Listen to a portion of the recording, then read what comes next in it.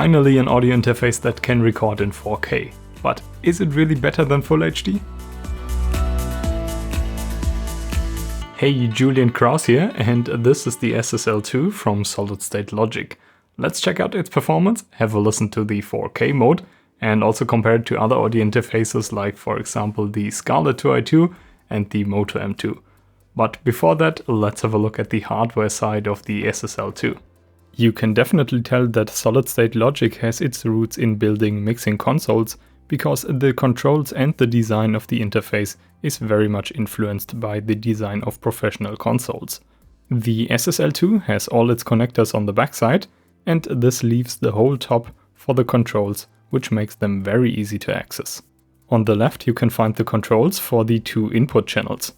For each channel you got an individual phantom power control, a line button to toggle the input between a mic and line level input, and a high Z button, which when pressed in combination with the line button will change the input to a high Z instrument input. Below the buttons you got an LED level meter. While I like the inclusion of a level meter, I would have liked to see a more granular visualization. With the 10 dB increments you can only roughly set your gain and monitor your levels, but you're not able to fine-tune them. For that you will still have to go into your DAW. For each channel you also got a gain knob and the magic 4K button, which we will hear in action a little later in the video. On the top right you got a button which lets you toggle between stereo and mono monitoring. And there is also a knob which lets you vary the amount of audio you hear from your DAW and the direct audio from the inputs. Both of these controls are quite nice to have, especially because they are not standard on every interface. Below that you find an indicator LED which lights up when the interface is connected to a PC. And below that you got a knob to control the volume of your connected headphones. Lastly, in the middle you can find a very big knob to control the monitor outputs on the back. Speaking of which, you got two balanced 1/4 inch TRS outputs on the rear. Right next to them you got the two XLR and TRS combo inputs. The SSL2 features a 1/4 inch headphone jack and a USB Type-C connection. I want to highlight that the SSL2 comes with two cables, one USB Type-C to USB Type-C and a USB-C to USB Type-A cable. So regardless which of the two connectors your PC uses, Solid State Logic got you covered. Regarding the build quality, I would say that the SSL2 is constructed pretty well. Many parts of the housing are made out of metal and all the knobs feel sturdy and turn smoothly. Let's dive a little deeper into the audio quality of the inputs of the SSL2 and start with sample rate. The SSL2 has a maximum sample rate of 192 kHz, and this enables the interface to have a very flat frequency response even above the human hearing range. My measured response shows a minimal drop-off in the lower frequencies and a near linear response up to about 90 kHz. This is exactly what you want to see from an interface like this. Another quality criterion of the audio input is the dynamic range, which describes the ratio between the strongest signal the interface can capture and its noise floor.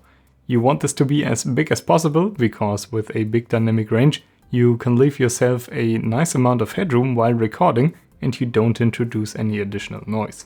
The SSL2 uses a 24-bit analog to digital converter, which enables the interface to have a very big dynamic range. The dynamic range for the mic input is stated with 110.5 dBA, and I measured my particular unit with 110.7 dBA. That's a very good value and on par with something like the Focusrite 2i2 3rd generation. Let's talk about the preamps in the SSL2, because Solid State Logic states the equivalent input noise of the preamps with -130.5 dBA weighted. The equivalent input noise is a way of stating the noise for a preamp, and this can be directly compared to preamps from other devices. I measured the equivalent input noise of my particular unit and it comes in at a staggering -130.8 dBA weighted. This makes the preamp in the SSL2 ultra low noise, and that's why it is currently at the top of my list with the best noise performance I measured so far. If you haven't already noticed, you are currently listening to me speaking into a Shure SM7B, which is plugged directly into the interface. This mic has a very low sensitivity, which means that you have to use a lot of gain, which brings out the noise. Let me be quiet for a second to let you listen to the noise of this setup.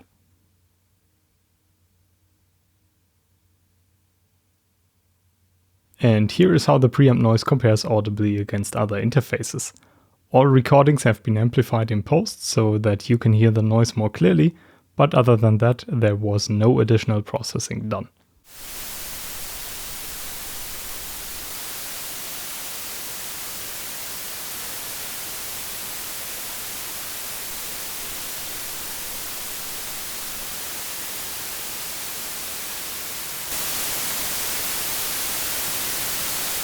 And I already know that I will get this question. Do you need a cloud lifter or fathead with the SSL2? No, you really don't need to use an additional inline preamp. The preamps in the SSL2 are so low noise that any other external preamp very likely makes the noise performance worse, so don't even bother. By the way, while testing, I noticed that when you turn on or off the phantom power on the SSL2, it shortly mutes both inputs to attenuate any nasty spikes that might occur. That's a nice touch. On the other hand, there is no indicator LED for the phantom power, and from straight above you can't really see if the button is pressed or not. So that's not a nice touch. Now, I think it's time to check out the 4K mode on the SSL2. This mode does apparently two things. It produces a slight high frequency boost and also introduces an audible amount of distortion. Solid State Logic states that this emulates the sound which their 4000 series EQs are known for, hence the name 4K. So let's have a listen to a recording first without and then with the 4K mode.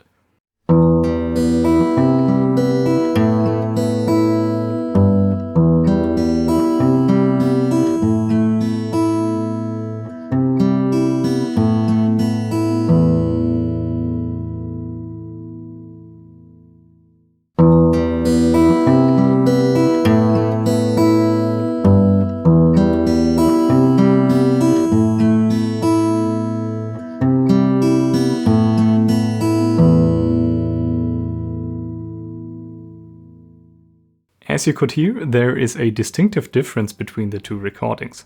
One could say that with the 4K mode, the audio is more in your face, and the sound is brighter, and it also has a certain amount of grit added to it. The frequency response shows exactly that. As shown before, without the 4K mode, the response is very flat, and with the 4K mode, the whole response is elevated by about 2 decibels, which makes everything slightly louder. Additionally, the frequency response rises in the higher frequencies by another 2 decibels, which results in the brighter sound. Like I said, the 4K mode also adds distortion. Here you can see the harmonic distortion of the SSL2 with the 4K mode turned off. This results in a total harmonic distortion of 0.0024%. When I turn on the 4K mode, you can see the dense forest of harmonic overtones, and the total harmonic distortion rises to over 2%, which is very audible. I know this is a little beyond the scope of this video, but I also made some measurements with intermodulation distortion. Here you can see pretty much the same thing with CCIF and SMPTE measurements, where the 4K mode introduces a considerable amount of distortion. So the 4K mode is an artistic feature which you can use to give your sound a bit more bite, for the lack of a better word. But be warned, if you record something with the 4K mode, there is no way to get rid of it afterwards, as it is baked into your recording. So use it wisely. Of course, I also measured the maximum system gain of the SSL2, because if this is too low, you're not able to amplify low sensitive mics sufficiently. The SSL2 comes in at about 55 dBFS at 0 dBu, which is about 5 decibels more than your average audio interface, which means it has no problems bringing a Shure SM7B up to a proper recording level. And I also checked the input impedance, because this shouldn't be too low as it can color your sound. The mic input impedance is 1.2 kiloohm, and even though this is technically enough, I would have liked to see a slightly higher impedance of around 3 kiloohm. So it's a little lower than what I would have expected, but it's still okay. One more thing I measured is the round-trip latency. This is the time it takes the audio interface to put out a signal and then record it again. So it is a combined input and output latency. You want this to be as short as possible to not perceive any delay when, for example, using an amp simulator with your electrical guitar. Here are the times I measured with 48K and 192 kHz. As always, the latency you get heavily depends on the used sample rate and buffer size, so it depends on your current project you're working on. That said, compared to other interfaces, these are what I would call average latencies. Making high-quality audio recordings is one thing, but an interface should also be able to put out high-quality audio. I'll quickly glance over the line-level outputs on the back, as they measured very well with a high amount of dynamic range and minimal distortion. The performance of the headphone output deserves a closer look.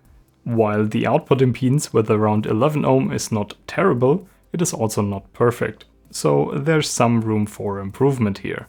With high impedance headphones, the interface performs very well and even delivers a decent amount of power, which makes it feasible to even use more difficult to drive headphones like the Sennheiser HD6XX. With low impedance headphones, the performance is sadly not as good. With my 16 ohm and 32 ohm dummy loads, the headphone amp showed an increased amount of distortion, which might be audible in some situations.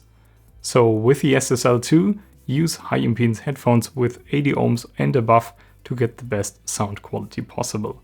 I know I've been teasing you for quite some time now, but there will be even more detailed information in an upcoming video where I compare the headphone output quality of many different audio interfaces. So subscribe if you don't want to miss it. Let's wrap up this video. All in all, I think the SSL2 is a solid interface.